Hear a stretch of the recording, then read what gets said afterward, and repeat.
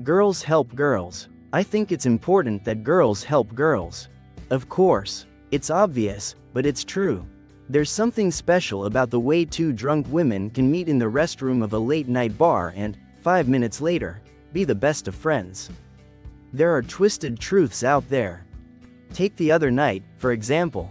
I was freshening up in the ladies' room at a grimy little bar when this other woman stumbled in. Completely, totally wasted.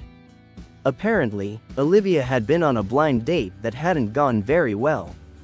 She'd gotten the impression that the guy expected her to open her legs, and she didn't know how to take no for an answer. Men. Olivia tried to play it cool, but I could tell she was stalling.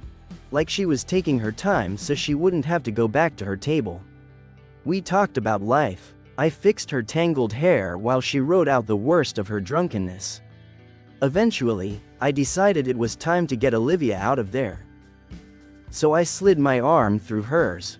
We walked to a nearby doorman and explained what was going on. Under his watchful, protective gaze, I hailed a taxi for Olivia. I noticed her date staring at us from across the club, but he seemed to get the message. He didn't come over. Not long after, Olivia was settled into the taxi without any trouble. Through the window, she kept fumbling out her thanks, and I just smiled and told her to text me when she got home. The saddest part of these intimate encounters with a drunk girl is never knowing what will happen after. Luckily, it didn't go that way with Olivia and me. I know the taxi pulled up at the pier a few minutes after 2 in the morning. I also know she was met by a selection of men I'm sure made her feel very welcome. I know that like a virgin, she'd be sold for an absurd price.